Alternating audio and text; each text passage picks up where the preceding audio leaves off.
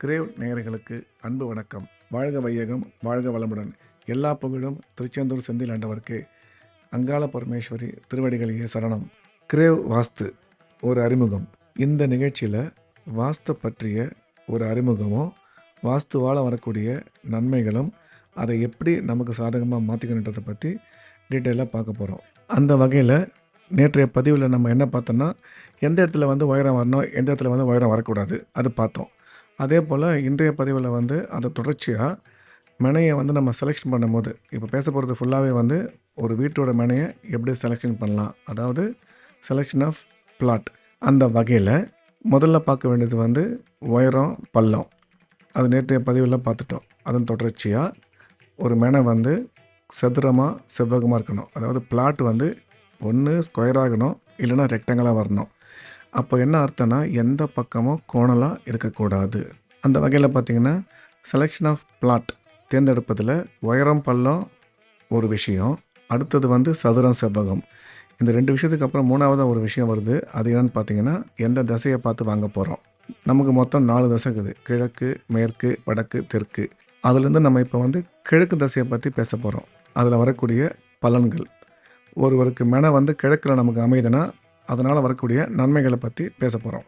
முதல்ல ஒரு பிளாட் நமக்கு எந்த பக்கம் அமையணும்னு பார்க்கும்போது, கிழக்கு முதல் சாய்ஸு, அப்படி இல்லைன்னா வடக்கு.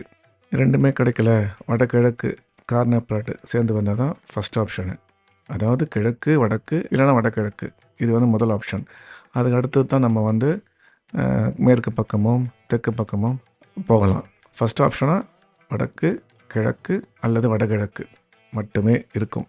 கிழக்கு திசையில் அமைஞ்ச மெனை முதல் விஷயம் சதுரம், செவ்வகமாக இருக்கணும்.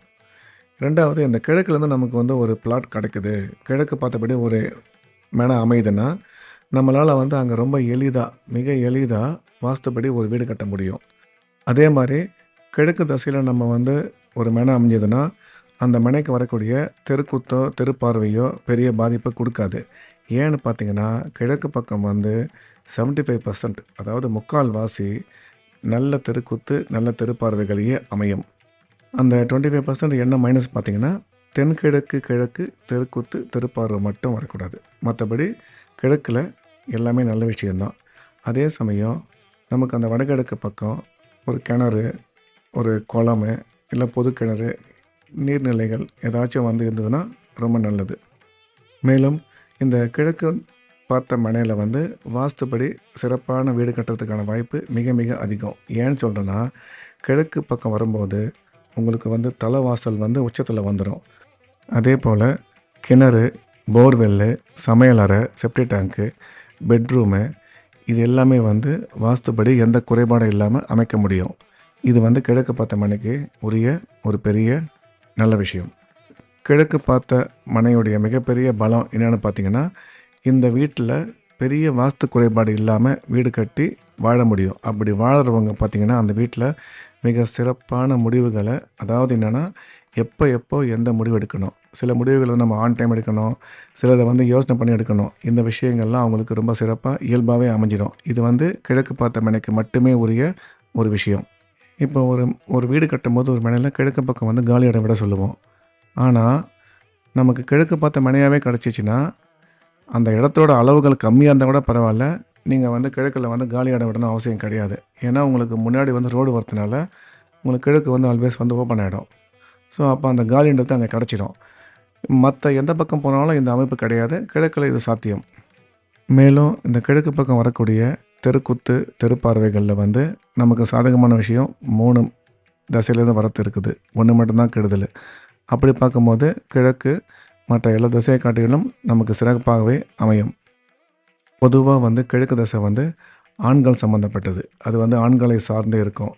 எப்படி சொல்கிறேன்னா, அவங்களுடைய வளர்ச்சி, முன்னேற்றம், அதே சமயம் அடுத்த கட்டம் வாழ்க்கையில் கொண்டு போகிறதுக்கு நம்பிக்கையை அதிகமாக கொடுக்கும். இது எல்லாமே ஆண்களுடைய வெற்றிக்கும் வளர்ச்சிக்கும் மிக முக்கியமானது. அப்போது கிழக்கு திசை ஆண்களுக்கு வெற்றியில் மிகப்பெரிய பங்கு இருக்குது, சக்ஸஸில். அதே மாதிரி கிழக்கு திசை மனசு சம்மந்தப்பட்டது. ஒருத்தருக்கு அவங்களுக்கு மனசில் தோன்றக்கூடிய எண்ணங்கள், நேர்மறை எண்ணங்கள் வரலாம், எதிர்மறை எண்ணங்கள் வரலாம். இந்த 2 எண்ணத்துக்குமே கிழக்கே மிகப்பெரிய பங்கு வகிக்கும். நேர்மறை எண்ணங்கள் வருதுன்னா கிழக்கு வந்து நமக்கு நல்லா இருக்குதுன்னு அர்த்தம். எதிர்மறை எண்ணம் வருதுன்னா கிழக்கு சரியில்லைன்னு அர்த்தம். ஸோ அப்போது இந்த இடத்துல பார்த்திங்கன்னா கிழக்கு நமக்கு வந்து 75% நமக்கு நல்லா வரதுனால நேர்மறை எண்ணங்களே அதிகமாக இருக்கும். அதே மாதிரி ஒரு ஆணினுடைய நிரந்தர தொழில் இல்லை நிரந்தர வேலைவாய்ப்பு, அதில் வந்து டெவலப்மெண்ட்டு, முன்னேற்றம், இது வந்து கிழக்கு மிகப்பெரிய பங்கு வகிக்கும். ஆனால் இது வந்து கிழக்கு மட்டுமே இதில் வந்து நம்ம சொல்ல முடியாது, கொஞ்சம் வடக்கும் சேர்ந்து வரும். அதனால் ஆண்களுடைய நிரந்தர தொழில் வளர்ச்சி, வேலை, இந்த சார்ந்த விஷயம் வடக்கு திசை வரும்போது இதை பற்றி கொஞ்சம் விரிவாக பேசலாம். ஏன்னா வடக்கும் கிழக்கும் சார்ந்த வடகிழக்கை பற்றி பேசணும். அப்போ இதை பற்றி விரிவாக பேச முடியும். கிழக்கு பக்கம் பார்த்திங்கன்னா நமக்கு அமைஞ்ச அந்த மனையோடைய இன்னொரு பெனிஃபிட் வந்து என்னென்னா சூரியன் வந்து எப்போவுமே நமது வீட்டில் வந்து அதோடைய ஒளிக்கதிர்கள் இருக்கும். அப்போது பாசிட்டிவ் எனர்ஜி நமக்கு இயல்பாகவே கிடச்சிடும். அதனால் ஆண்கள் வந்து ரொம்ப சுறுசுறுப்பாக இருப்பாங்க, க்ளீனாக பிளான் பண்ணுவாங்க, எப்போவுமே ஒரு ஆக்டிவாக இருப்பாங்க. பெண்களை பொறுத்த வரைக்கும் மன நிம்மதியும் தெளிவான முடிவு எடுக்கிற தன்மையும் அவங்களுக்கு இருக்கும். குழந்தைகளை பொறுத்த வரைக்கும் குறிப்பாக பெண் குழந்தைங்களுக்கு கருப்பை சம்மந்தமான விஷயம் தெளிவாக இருக்கும். கிழக்கு தசை வந்து இருதயம், கண் பார்வை, தோல் சம்மந்தப்பட்டது. மைண்ட் டெவலப்மெண்ட்டு, மூளை உடைய வளர்ச்சிக்கு கிழக்கு மிகப்பெரிய பங்கு வகிக்கும். பெண்களை பொறுத்த வரைக்கும் கிழக்கு தசை சிறப்பாக இருந்துட்டால் அவங்க ரொம்ப நிம்மதியாக சந்தோஷமாக இருப்பாங்க. அதே கிழக்கு தசை வந்து சரியில்லை, அதாவது நம்ம ஏற்கனவே சொன்னபடி அந்த 25% அது எந்த இடம் பார்த்திங்கன்னா தென்கிழக்கு கிழக்கில் வந்து நமக்கு ஒரு தெருக்குத்தோ தெருப்பார்வையோ இல்லை உச்சவாசலோ அங்கே வந்துட்டால் பெண்கள் மட்டுமே அந்த வீட்டில் வந்து சிறப்பாக இருக்க மாட்டாங்க. எந்த மாதிரி இருக்க மாட்டாங்க பார்த்திங்கன்னா, அவங்களுக்கு வந்து ஒரு மன அழுத்தம், மனக்குழப்பம், தெளிவு இருக்காது, எப்போவுமே பதட்டப்படுவாங்க, ஒரு பயம் இருக்கும் அவங்களுக்கு. இது அதே மாதிரி நேர்மறை எண்ணங்களும் வர்றதுக்கு பதிலாக எதிர்மறை எண்ணங்கள் அதிகமாக வரும். அதாவது இந்த என்ன பண்ண போகிறோம், எப்படி வாழ போகிறோம், இனி வருங்காலம் நமக்கு சரியாக இருக்குமா சரியாக இருக்காதா என்ற எண்ண ஓட்டம் ரொம்ப அதிகமாகி இதனுடைய தொடர்ச்சியாக சில விபரீத முடிவுகளை அவங்க எடுக்கக்கூடிய சூழ்நிலை உருவாயிடும். இது வந்து அந்த தப்பான தெருப்பார்வை, கிழக்கு பக்கம் வரக்கூடிய ஒரே ஒரு கெட்ட விஷயம். அந்த வகையில் நம்ம வந்து கிழக்கு பக்கம் இருக்கிற மனையை செலக்ட் பண்ணோம்னா நம்மளால் வந்து ஓரளவுக்கு மேக்ஸிமம் வந்து நல்ல வாழ்க்கையை வாழ முடியும். கிழக்கு பக்கம் தவறாக அமைஞ்ச ஒரு தெருக்குத்து, ஒரு தெருப்பார்வை உள்ள ஒரு வீட்டுக்கான தீர்வு, அந்த வீட்டில் எப்படி வாழணும், மக்கள் எந்த மாதிரி அதோடைய வாழ்க்கையை வந்து அவங்க பாசிட்டிவாக மாற்றிக்க முடியுன்றதுக்கான சொல்யூஷன்ஸை வரக்கூடிய பதிவுகளில் நம்ம இந்த கிரேவ் சேனல்லே சொல்கிறோம். இதோடைய தொடர்ச்சி அடுத்த வாரம் சனிக்கிழமை, ஞாயிற்றுக்கிழமைகளில். நன்றி, வணக்கம்.